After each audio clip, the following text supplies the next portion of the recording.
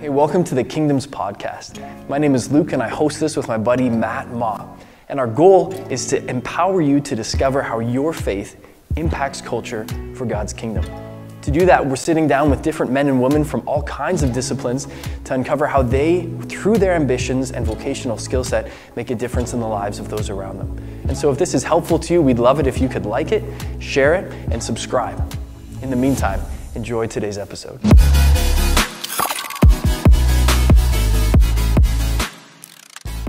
Well, Kyleigh, thank you. I'm really grateful just for the chance that we have today to have you on the Kingdoms Podcast. So thank you today for making time for this.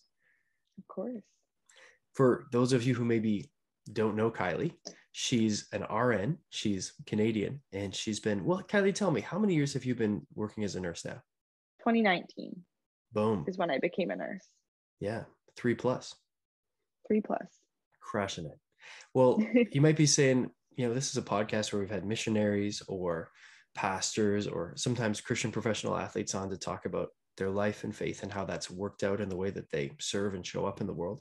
And I'm grateful, Kyleigh, to have you on the podcast because of the experience you recently had to serve as a nurse in Western Ukraine, serving men and women whose lives have been really profoundly impacted by the ongoing conflict with Russia that started a little bit earlier this year. And so I know that I have a ton to learn from you, Kyleigh, about what's going on there. And also, I think it's super crucial that people who are considering how to live out their faith, especially in some of the most needy places of the world, be hearing what you have to share as we consider what it looks like for us to show up in the lives of people impacted by this war. And so to begin, I wonder, could you just unpack for us, what did it look like to first discover and come across the opportunity to serve in Ukraine in the first place? Yeah. So as soon as the war broke out, my husband Joey and I were both pretty, I guess, impacted by it. Like we wanted to do something. And I didn't really know how I could help.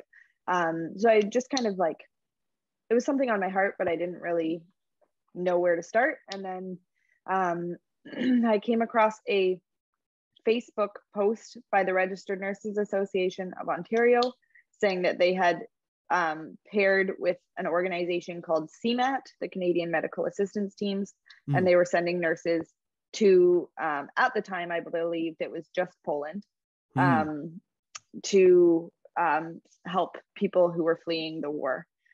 So I talked to work about it to make sure that I was cleared to get the time off. And I talked to Joe about it, obviously, to make sure that he was okay with me going overseas for 3 weeks. And then I signed up and didn't hear anything for 3 months. And then I got a message being like, can you leave in 2 weeks? I was like, great, sure. And so that probably started, well, not a whirlwind packing tour, but getting ready, preparing for this. And stepping on a plane and heading into first Poland first? Is that where you flew into, Kyleigh? Yeah. So we flew into Warsaw and then we drove to Helm, Poland. It's spelled Kelm. And then we spent our time in Poland and then crossed the border every day. So we slept in Poland and then crossed the border into Ukraine every morning. Wow. And so actively being really on the ground right in the country of Ukraine itself, with people who have family members that have been deeply impacted by the war, whose lives and economy has been massively impacted by the war. Is that fair to say? Yeah, very much so. Wow. So I'm wondering what was that like for you in terms of, if I imagine flying into a place, I've never flown into a country that's actively at war, but I can imagine that, personally, there's a heightened sense of what could happen, what could maybe go wrong, what conflict could possibly emerge, because you're stepping into a setting where there's not exactly specific ground rules that will consistently apply like there are in a country that is at peace. So for you, crossing the border into Ukraine, interacting with Ukrainian men and women, are you finding yourself in those moments, not only witnessing what they may have experienced further east in the country where the conflict was happening, but did you experience any military conflict or engagements while you were on the ground in Western Ukraine? So there was always in the West, there was never a concern for ground movement. Because if troops were rallying that close to us, it wouldn't be a spur of the moment thing. It would take a while to get those people moving. But there was always a risk of air raids. So when we got there, we all downloaded the air raid siren app, and you can set it to your city and region. So we had it set to the two kind of main areas we were in. And then there were rules. So the first thing we did when we got to a new location was found the bomb shelter. So we had 3 different locations that we went to. One was a container right at the border, like a shipping container that we ran a clinic out of. So there was no bomb shelter there. If an air raid was coming, you could walk across the border. That was the only time you could walk across the border, if there was imminent threat to you. Other than that, you had to drive. And then the first city, there was like a legit bomb shelter from, I'm assuming, World War II. And then the second city that was further in, that was probably the less safe city that we went to, had a bomb shelter under the building that we were in, which is, whether or not that's safe is questionable. There have been lots of deaths related to people being trapped in the basements of their buildings after they've been bombed. So yeah, those were kind of like the ground rules. And then the rules were, if your phone air raid siren went off, or if you heard the audible air raid sirens, then you were supposed to go to the bomb shelter. So the apps went off a few times while we were there, probably 8 or 9 times. But it was mostly in the evenings when we were back in Poland. There was one time that the air raid siren went off while we were in the country. I was at the shipping container that day, and there wasn't, like, we couldn't hear the audible siren where we were. And there wasn't an imminent enough threat for us to walk across the border. But the rest of our team was in transit. So they were in this weird position where they were like, protocol is to find a bomb shelter. But we are in transit, so we don't know where the closest bomb shelter is. Is it safer for us to drive around and find a shelter, or for us just to turn around and hightail it back to the border? So they ultimately decided to turn around and head back to the border. And then we just left the country for the day. So they picked us up and we headed back out of the country. I mean, one of Russia's main tactics is just terrorism, to make everyone in Ukraine afraid. So the idea is that an air raid can happen in the western part of the country at any time, and the eastern part. But that's kind of Russia's way to keep all of Ukraine fearful, to just randomly launch missiles in the western part of the country. Wow. And is that what the threat normally is? It's missiles versus like aircraft that are coming into Western airspace? I think so. I'm not well versed enough in like the military to know what exactly, like what different types of bombs might go off. There also is a risk of landmines. Wow. It was made very clear, like, don't walk in any flower fields, like stay on the paths, don't walk in the forest, because there's potential for there to be landmines everywhere. I think the estimate now is that it's going to take up to 10 years for Ukraine to clear its land of landmines after the war. And those have been put in place by Ukrainians, or the result of like Russians dropping in, like explosives that have landmines like connected to them? Because I know that can be a factor too sometimes. It's a result of Russians. So there were a couple military setups that we had to drive through to get to the towns we went to, and they were like roadblocks with like sandbags and different military setups, and you had to stop and they would tell you whether to go or leave, go, or if they wanted to search you. There were signs in and around those military encampments that said there were landmines like in the ground around there. I'm assuming those ones were placed by Ukrainians in case of it, like land attack. But there is risk that Russians are laying landmines just around the country, again, for terrorism reasons. Yeah. Wow. So you're stepping into a situation, obviously the nation's already at war, while the conflict in some ways is primarily in the East. You're able to see, even just simply by being close enough to Poland that you can take a car ride just to get out of the country each day. At the end of the day, you're seeing a population of people that is experiencing not just like a physical war, but almost like a psychological and emotional war at the same time. Yeah, if that's fair to say. Wow. Yeah. Wow. So on every front. So what did you find yourself observing when you see that's a ton of strain to live under? Like I can't imagine that. But what did you see that leading to in the attitude and the conduct of the Ukrainians that you're interacting with on a day-to-day basis as they're experiencing this complex reality of war in their home country? Yeah, Ukrainians are an insanely strong bunch of people. Wow. Strong and resilient and like determined. And I think that took everyone by surprise. Yeah. I think Russia thought that invading would be easy, and clearly after 4 months of war it hasn't been.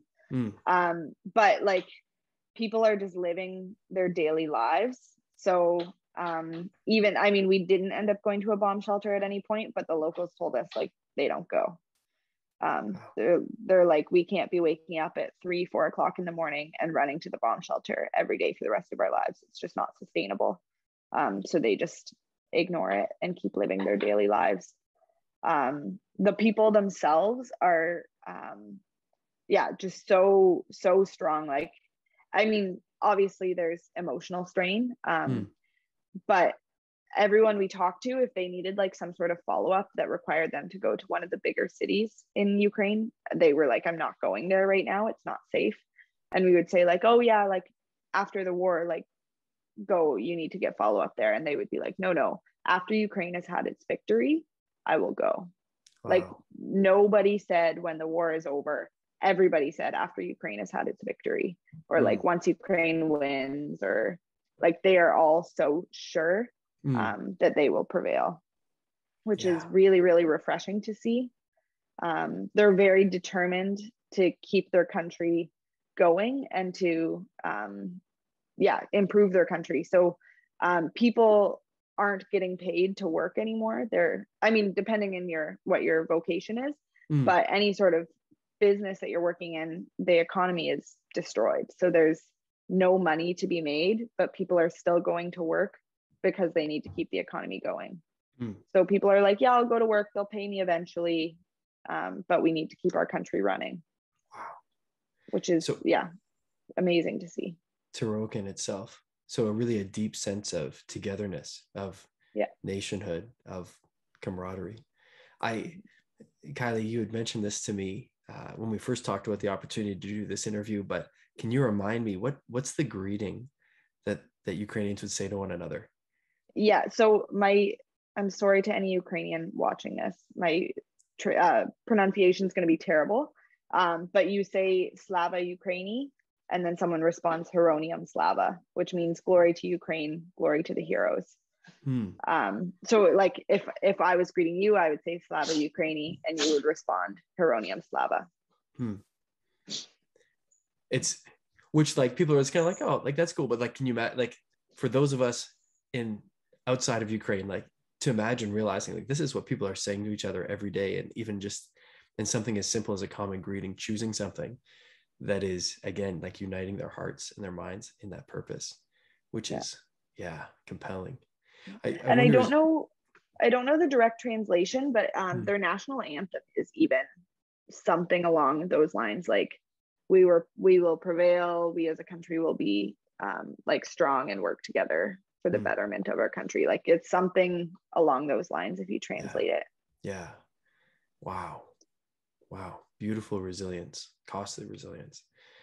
I wonder, Kyleigh, from your observation, I mean, you're, like you said, you're right there at the border with Poland for much of your time in Ukraine. You're seeing people undoubtedly who are fleeing to Poland out of Ukraine as refugees, and also people who are staying behind, especially husbands and fathers and sons and brothers who I understand if they're between the ages of 18 and 60, they have to stay behind in case they're conscripted to fight. And so I wonder, what did it look like to observe families navigating that reality of some fleeing for safety, especially women and children, and others staying behind to fight? It's awful to see. I mean, as I've said, like they as a people are very resilient, but it's awful to watch families be torn apart like that. So I actually one day had, I guess, the opportunity, I would call it, at our border container. We weren't very busy, so I was just sitting in the sun, like beside our container. And we were like literally right beside the border. So if the lineups got longer, people were stopped in front of us. And these two cars pulled up and everyone got out and looking, I'm assuming it was like two older men who were brothers and then one of their sons, is my assumption based on ages. And everyone like got out and hugged each other. The men said goodbye to their children. And then they said goodbye to their wives. And I think that was the hardest part to watch. It was like, it felt like a very private moment that I should not be witnessing, but there was also nowhere for me to go. So I was just there, like awkwardly a part of this family goodbye. But watching the husbands say goodbye to their wives, just like foreheads pressed together, talking to each other. I don't know what they're saying, but like saying goodbye potentially forever. They don't really know. And then kissing each other goodbye. The wives and children got back in the car and drove across the border. And the men stood there and watched as they headed across and then went and got in another car. And they will just stay in the country until they're conscripted or until they're allowed to go. Which was, I think that's maybe the worst thing that I saw while I was there. Just the like raw emotion of saying goodbye to your husband and father and son, like to watch a family break apart like that. And that's the reality of what war does. It tears families apart. Even though there's phones and stuff, it's very, very different when the reality is your loved one is in a war zone and might have to go fight. I can't imagine the stress and the fear related to that. Some families will flee with their children and the women will return to be with their husbands. There's people in Canada now who have fled to Canada and left their husbands in Ukraine because they need to protect themselves and their children. Wow. It's very sobering. And I wonder, for you as a follower of Jesus, serving as a nurse in Ukraine, seeing the reality of the threat of war on the ground, or as you said, that terrorism component of, could we be bombed? Are there landmines in the fields? So much coming at these people.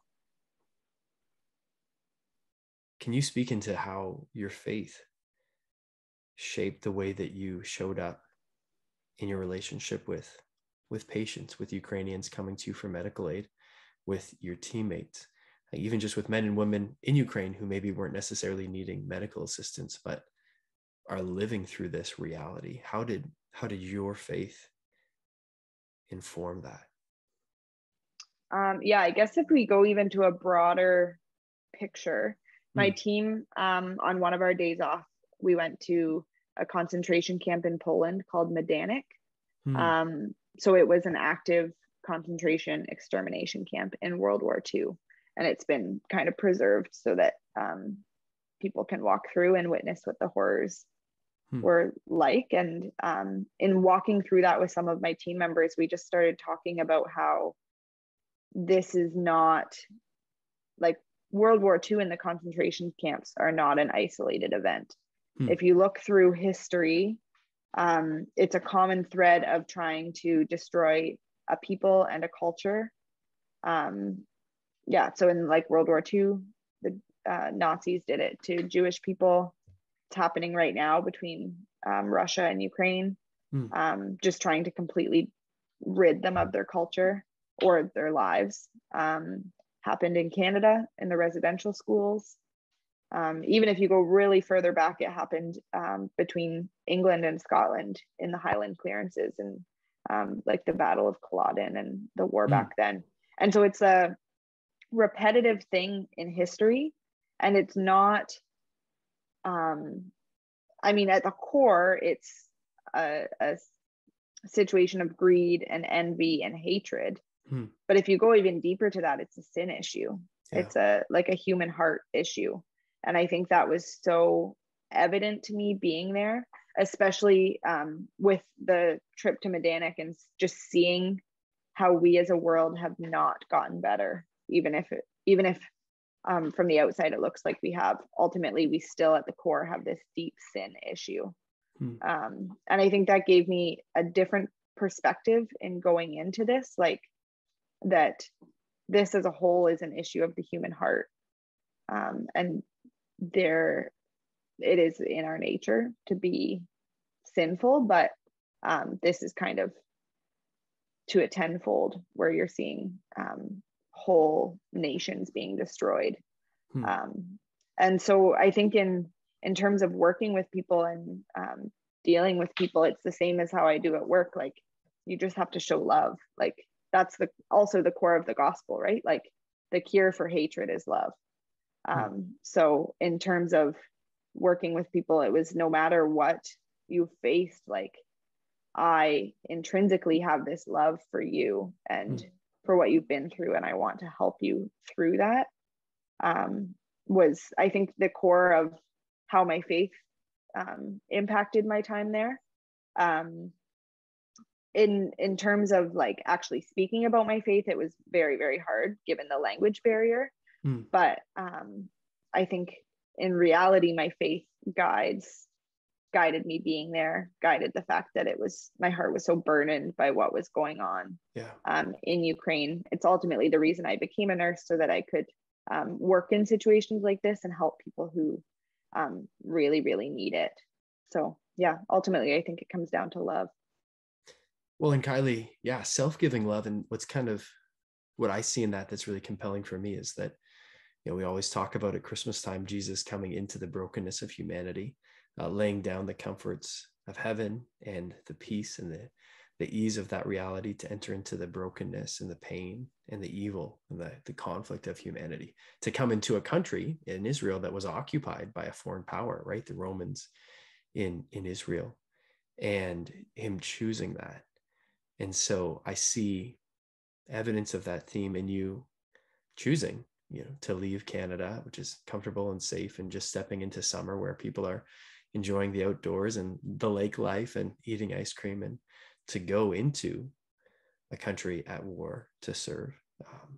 That's what the gospel does in people's lives. And it's beautiful to see the gospel bearing that kind of fruit in you. So thank you. Yeah, I really respect you for that. I wonder, to pivot a little bit, Kyleigh, when you think about, we're both here recording this in Canada, and Canada has welcomed women and children from Ukraine, whose, as we talked about a moment ago, whose husbands and fathers and brothers and sons are either preparing and available to fight, or even actively fighting. And these people are often all around us and in close to many of the major cities across Canada. And so I wonder, you talked about love a minute ago, how can people who are based in the West, whether that's England or Canada or the United States, who are receiving these refugees, how can they best love and serve these women, these children, maybe these elderly men who've had to give up their homes, in a sense, give up their families for a time, or members of their family, and also like live under the burden that someone that they love could be injured or killed in action? Like, how do we show up to love them? Just a point of clarity, kind of Sure. before I jump into that. Men are allowed to leave if they have 3 or more children. Wow. So we are also seeing in Canada, like, whole families coming if they have more children, or boys under the age of 18. It's right. pretty common that boys like 16 to 18 are trying to get here before they reach the age. But in terms of how do we show up for these people, I think recognizing that we in Canada, even if you are not a very financially sound person in Canada, are in a much higher economical status than any Ukrainian coming here is. For a lot of them, it's not that they've just left their home, it's that they literally do not have a home or a community to return to. Like, it's not like they can even go and live in the community center because it's gone.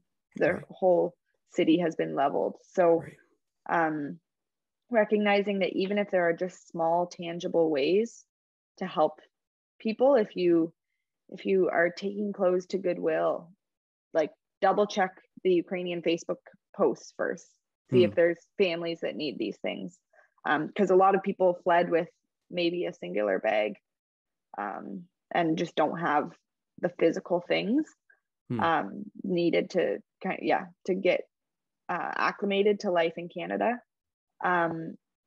I think, and I mean, that I guess revolves more around if you are in a position to be able to do that.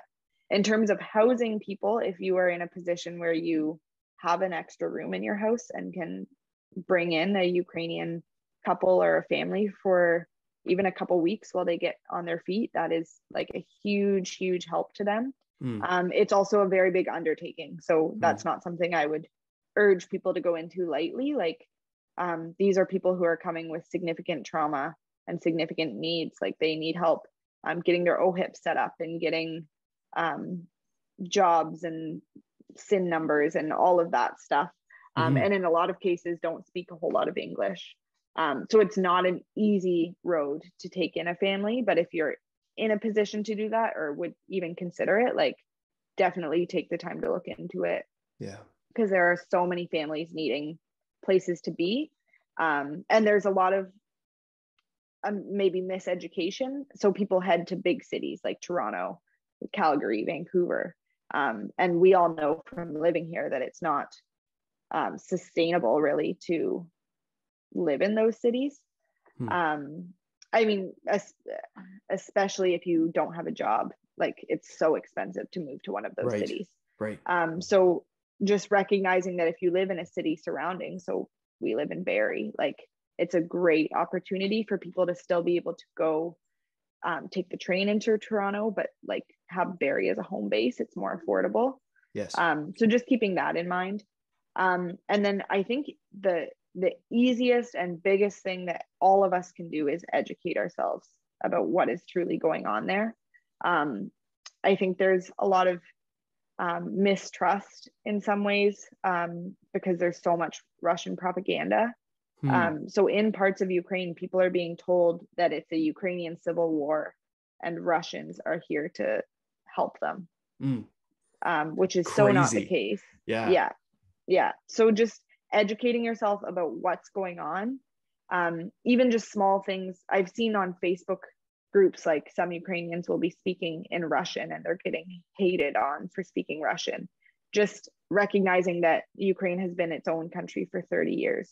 And before that, it was already taken over by Russia. So there's a huge group of people in Ukraine that speak Russian, and kind of in that whole area of the world, Russian is a pretty base language. Everyone kind of understands Russian.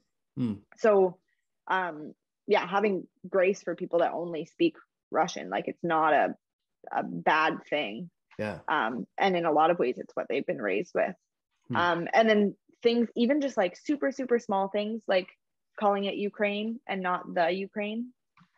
So it's actually a political, not maybe a slur, not necessarily, but to call it the Ukraine. So for a long time, when it was under Russian occupation, Russia called it a Russian territory. So they called it the Ukraine to kind of like we would say like the Yukon.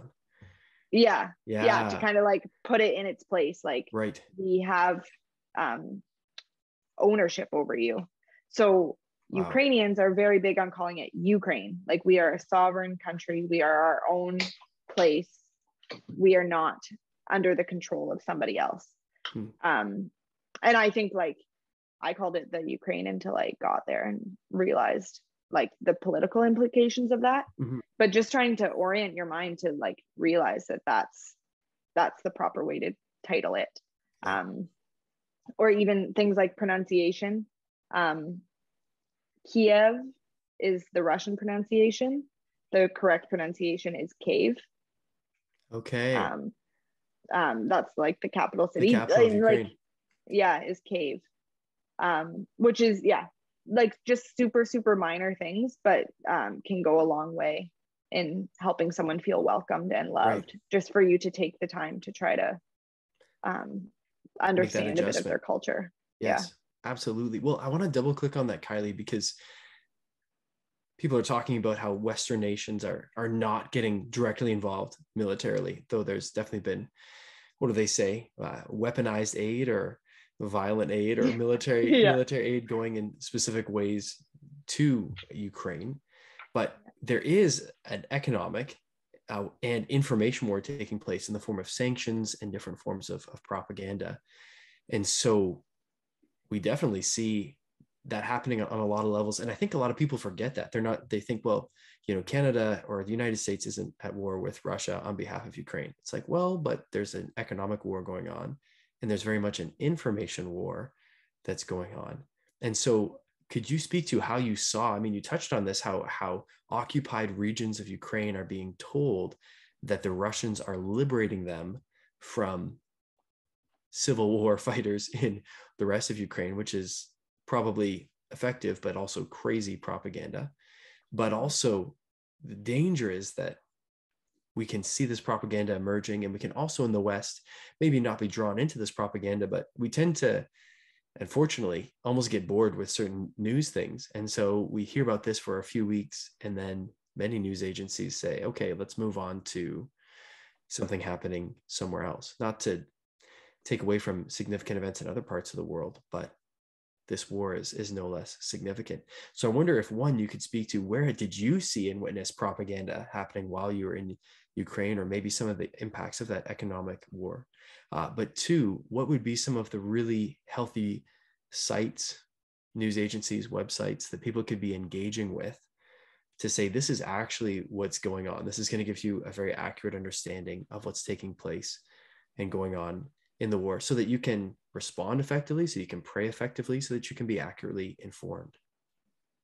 Yeah. So actually, I think one of the most eye-opening things for me was how much war is not just the shooting and bombing and guns and fighting, just the huge economic impact on citizens who aren't even, so like people in the very far West who haven't seen any on the ground fighting, but like Ukraine can no longer supply their medications, or there's no money, so they can no longer afford their medications. Or things like people who had once had home care of sorts just can't get it anymore. So like we had one elderly lady walk like 30-45 minutes to get to one of our clinics because she needed incontinence pads and couldn't buy them and couldn't get them anywhere. And the people who had once supplied them to her can't anymore. Yeah. And like this poor woman was limping by the time she got to us because she had walked so far. So just, yeah, the reality of how economically this is impacting people there. And it's going to for years to come, even when the war is over. There's going to be a huge economic level to that. And then I think you can, if you pay attention to the important dates kind of in the world in terms of decision making, you can see how Russia is responding to those. So like June 23rd and 24th was the final EU decision for Ukraine to be welcomed into the European Union. And I don't know that you would notice it if you weren't paying attention to it, but I still had the air raid app on my phone at that point, even though I was here. And in the western parts of Ukraine where I was, it went off at least 10 times that day, I want to say. Maybe a bit less, maybe 10's an exaggeration, but like it was going off maybe once a day when I was there. And to go off like more than 5 times in a day is huge. And you could see like Russia was like punishing Ukraine for the world's decisions. Even that, I could be wrong on the dates, but like you could see war stuff ramping up around the G7 summit, I think just happened. Or there was the G7 summit is coming up. So that's something to be aware of, like that there will probably be an increase in war activity that day. There was a big NATO meeting and you could see the increase in war activity on the ground during that meeting. Russia is very strategically planning kind of their dates to coincide when the Western world is making decisions about the war. Russia definitely ramps up its stuff on those days. And then like information wise, I think just, yeah, kind of being aware of what's going on. So there was the big mall bombing a few days ago now. So Russia targeted a mall in close to Kyiv. So not where there's any active fighting going on. There were over 1,000 people in the mall when it was hit with the missile. And I mean, the death toll, I think currently is in the 20s, but there's a whole lot of missing people still. Wow. That are stuck under the rubble, I'm sure. But Russia has publicly said that they did not hit a civilian structure.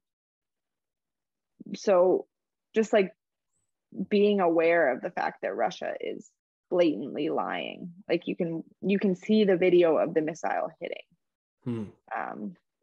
Yeah, even in terms of like there was a theater in Mariupol where women and children were hiding in the basement of it, and they had written on the ground in front of it in Russian, children, so that Russia knew that it was not a military base. It was like children were hiding there, and it was bombed.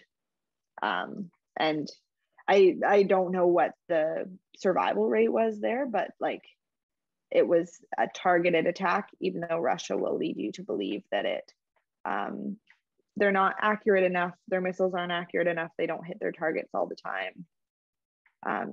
Things like that. There is a piece of propaganda that I sent to you. I don't know if you're able to link it at all.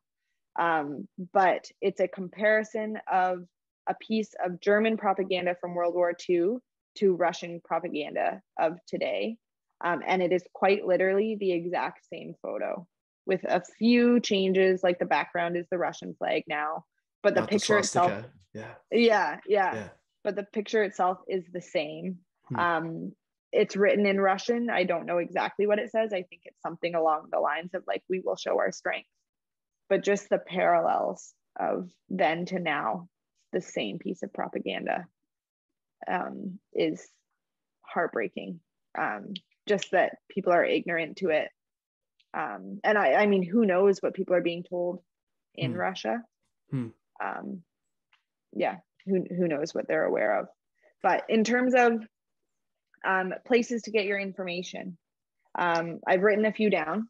I don't have cable, so I get most of my information from the internet and social media. So if you are on Instagram, I would highly recommend that you follow President Zelensky. He makes an address every day, and it's dubbed, or it has subtitles in English, and he gives an update of what's going on, and like calls to arms, calls to just be aware of what's going on.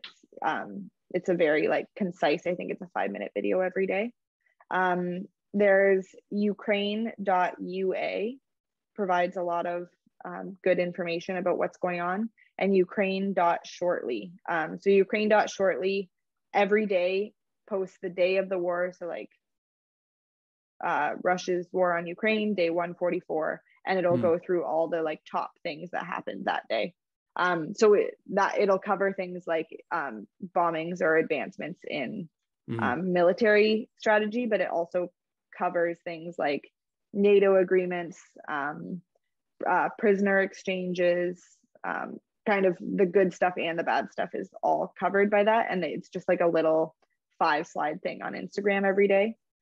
And then With Ukraine is another good one to follow for like good information about what's happening. And it's social media, it's all short, bite-sized information, but it just is very eye-opening. If you're online, I would recommend checking out war.ukraine.ua. I haven't gone through the whole website, but there is a specific section called War Crimes, and it is very sobering to look through the photos and to read what kind of war crimes are happening, what like the tortures that are happening, things. So like Bucha, I think that's how you say it, was very televised. It was a Russian occupied territory that Ukraine reoccupied, or I guess liberated. And a whole lot of news stories came out about the atrocities that happened there. But it is not an isolated incident. It's not just Bucha. It is everywhere that Russia has taken over has had these awful, awful things go on. So that website, war.ukraine.ua, covers a lot of the war crimes that have happened there. And then if you want to download an app, Live UA Map is an app that I've downloaded. We were told to download it when we were there for information. And it just kind of gathers information from all over. I don't even know if it's Ukraine specific or if it existed before this. But you can set it just to focus on Ukraine. And then like tweets and different sort of political things that are decided all show up there. It shows the different air raid sirens going off in the country, different bombs that have gone down, if Ukraine has shot down any bombs. And then there's actually a map that you can look at. And it shows in red where Russia's occupying and in blue where Ukraine has liberated. And then it's kind of the map of the whole country. So something that I've gotten in the habit of doing is I screenshotted the Russia red section of the map when I first got to Ukraine. And every few days, I'll re-screenshot it and see if there's been any changes. Unfortunately, there have been in the sense of Russia gaining more territory. Yeah. But it's a very clear and concise way to get your information. Kyleigh, how do you pray in those moments? Like when you think of the Ukrainians you're engaging with, but you think of not just the Russians kind of behind the war machine, but the Russian soldier on the ground who's 19 years old and being sent into combat for a cause he may or may not believe in, and yet still a part of the violence that's taking place. How do you pray for those people? I mean, I think it kind of goes back to the fact that this is a human heart issue at the core. Praying for the people of Ukraine for a break, just that they can get a second to breathe, a second to feel safe. Prayer that through all of this, they can somehow see God's goodness. Through all of this, maybe that the world would truly have its eyes opened to the atrocities that we as humans can inflict on other people. In terms of Russian soldiers, like I don't want to be in the habit of excusing anyone's actions, but understanding that there's probably a lot of brainwashing going on there. And so in terms of the soldiers who are choosing to rape and torture and kill people, that is an entirely different issue than the foot soldier on the ground who has been brainwashed their whole life into believing in this cause that's not a real cause. So yeah, I don't want to say that lightly in terms of I in no way want to excuse what Russia is doing. People still have the capacity to make up their own minds, but just praying that people would have the courage to be on the right side of history, to be on the side that chooses love. Wow.